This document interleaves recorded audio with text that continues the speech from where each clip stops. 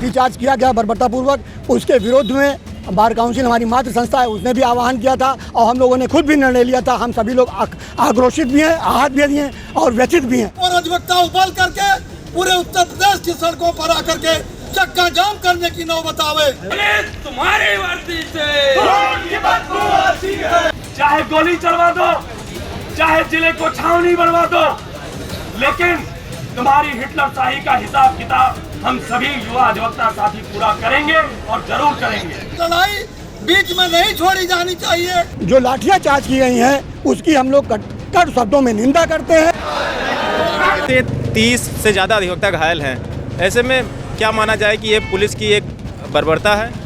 कल उत्तर प्रदेश के हापुड़ जिले में अपने महिला अधिवक्ता साथी के ऊपर दर्ज एफआईआर के विरोध में अधिवक्ता जब प्रदर्शन कर रहे थे तो उसी दौरान पुलिस और अधिवक्ताओं में झड़प हुई, जिसमें 30 से ज़्यादा अधिवक्ता घायल हुए हैं। इसी को लेकर आज पूरे उत्तर प्रदेश के कई जिलों में प्रदर्शन चल रहा है। इसी के साथ आज गोंडा जिले में भी प्रदर्शन चल रहा था। यहाँ पर भी कई सारे अधिवक्ता मौजूद हैं।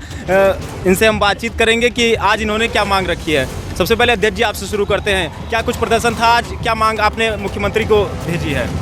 आज हमने जो हापुड़ में पुलिस ने बर्बरतापूर्वक कृत्य किया है हमारे अधिवक्ता साथियों के ऊपर, निहत्थे अधिवक्ता साथियों पर जो शांतिपूर्ण ढंग से अपना प्रदर्शन कर रहे थे, उसके उन पर जो लाठीचार्ज किया गया बर्बरतापूर्वक, उसके विरोध में बार काउंसिल हमारी मातृ संस्था है उसने भी आह्वान किया था और हम लोगों ने खुद भी निर्णय लिया था। हम सभी लोग आक्रोशित भी हैं, आहत भी हैं और व्यथित भी हैं। इसके क्रम में आज हम लोगों ने जुलूस निकाल करके विरोध प्रदर्शन किया है और माननीय मुख्यमंत्री को इस आशय को संबोधित इस आशय का ज्ञापन जिलाधिकारी महोदय गोंडा के माध्यम से प्रेषित किया है कि जो भी दोषी पुलिसकर्मी हैं उनको तत्काल उनके खिलाफ प्रथम सूचना रिपोर्ट दर्ज कर उनकी गिरफ्तारी सुनिश्चित की जाए तथा जो हमारे अधिवक्ता साथी चोटिल हैं उनके इलाज की व्यवस्था सुनिश्चित की जाए तथा घायलों को मुआवजा दिया जाए। पुलिस ने एक एफआईआर महिला अधिवक्ता हापुड़ में जो महिला अधिवक्ता थी उनके खिलाफ दर्ज की थी, जिसके बाद ये पूरा मामला शुरू हुआ। आखिर क्यों दर्ज की गई थी एफआईआर, क्या मानते हैं आप? निश्चित तौर पर वो हमारी महिला अधिवक्ता साथी प्रियंका त्यागी जी हैं जो हापुड़ की रहने वाली हैं।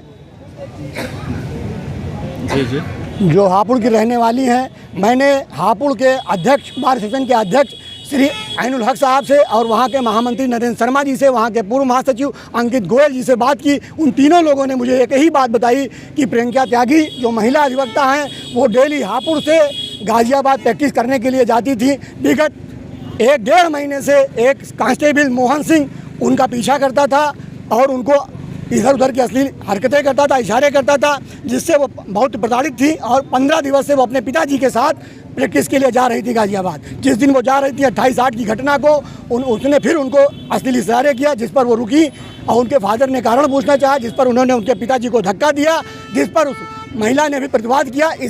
इसके विरोध में हापुड़ की पुलिस ने हमारे महिला अधिवक्ता साथी प्रियंका त्यागी तथा उनके पिता को थाने में बैठा लिया, उनके विरुद्ध प्रथम सूचना रिपोर्ट दर्ज कर लिया, जिससे आक्रोशित होकर के इस बात की सूचना हापुड़ बार एसोसिएशन के पदाधिकारियों को मिली।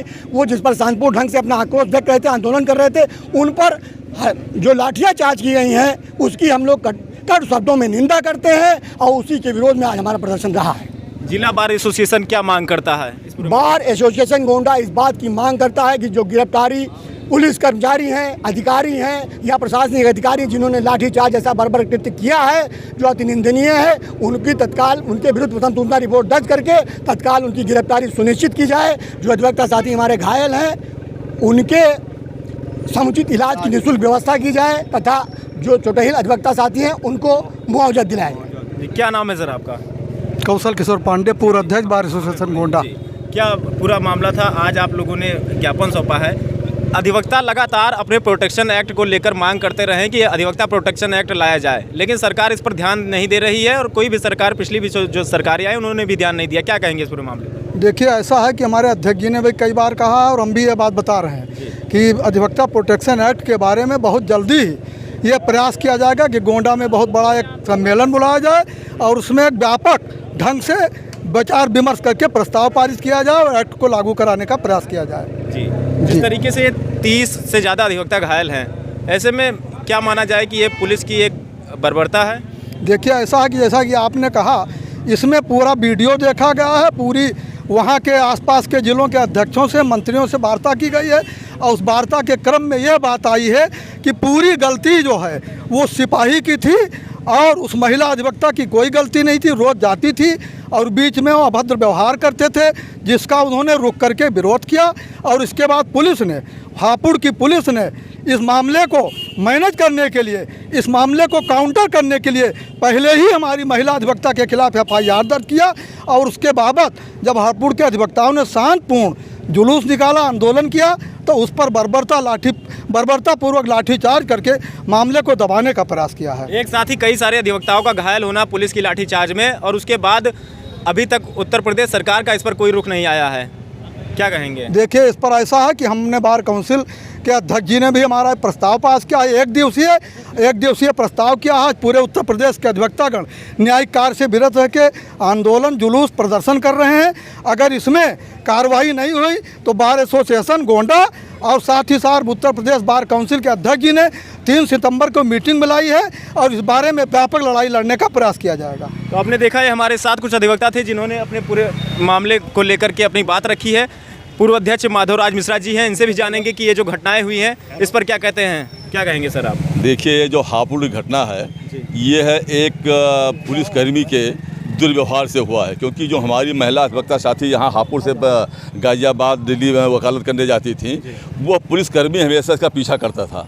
उसने वहाँ पर उसका वीडियो बनाया, फ़ोटो खींच लिया और इसका उसने विरोध किया। डिलीट करने के लिए मोबाइल छीना उससे, इसी में कहासुनी हुई और इसी बात को लेकर के मारपीट हुई। इसलिए सारी गलती इसमें पुलिस वालों की है। और अधिवक्ता चूँकि अधिवक्ता कलम का पुजारी होता है, ये कभी लाठी लेकर चलता नहीं है, और ये पुलिस वाले हमेशा लाठी डंडा और भाला और जो है वो बंदूक लेकर चलते हैं। तो सारी गलती पुलिस की है और उस महिला अधिवक्ता के साथ दुर्व्यवहार के कारण ये ऐसी घटना घटी है। अभी मंच से कुछ लोगों ने कहा कि अगर वक्त आया तो फिर कलम को छोड़कर हम डंडा भी उठा लेंगे। देखिए, हम लोग कलम के पुजारी हैं, डंडा कभी उठाते नहीं हैं। तो समय की बात आती है, क्योंकि हम लोग कलम लेकर के ही चलते हैं। हमारे साथी हैं, कुछ कह गए होंगे, ठीक है, वो भी अधिवक्ता हैं, लेकिन हम ये अधिवक्ता हैं, आक्रोश है, जोश है, लेकिन हम लोग मजे हुए हैं। लिहाजा हम लोग लाठी डंडे लेकर नहीं चलते हैं, कलम लेकर के चलते हैं। लेकिन अगर कोई ऐसी आवश्यकता पड़ी तो पुलिस खिलाफ हम लोग आंदोलन करके उनको सस्पेंड करने के लिए, टर्मिनेट करने के लिए, उनको निलंबित करने के लिए हम लोग लड़ाई लड़ेंगे, कार्रवाई करेंगे। ये मेरी अपनी मानना है। इस पूरे मामले पर अगर अभी आगे अगर सकारात्मक नहीं आते हैं, आपके पक्ष में कोई मामला नहीं आता है, तो फिर आगे पूरे जिला बार एसोसिएशन का क्या रुख रहेगा? इस बात को लेकर के bar council of Uttar Pradesh 3 तारीख को उसने मीटिंग कॉल की है, इमरजेंसी मीटिंग कॉल की है। हम उनको भी देखते हैं, अगर वहाँ कोई निर्णय वो ले लेते हैं तो जो उनका निर्णय होगा उसको हम लोग पालन करेंगे। अगर वो निर्णय नहीं लेते हैं, क्या करते हैं, तो उसके बाद हम लोग अपनी नई रणनीति तैयार करेंगे। ये मेरा अपना विचार है। पूरे मामले पर bar council of Uttar Pradesh ने भी संज्ञान लिया है। अब देखना यह होगा कि इस पूरे मामले पर आगे क्या निकलकर सामने आता है। जो जिला बार एसोसिएशन की तरफ से जो भी बात सामने आएगी वो हम आप तक जरूर पहुंचाते रहेंगे। अब हमारे साथ बने रहें और देखते रहें इंटरनेट की आवाज़।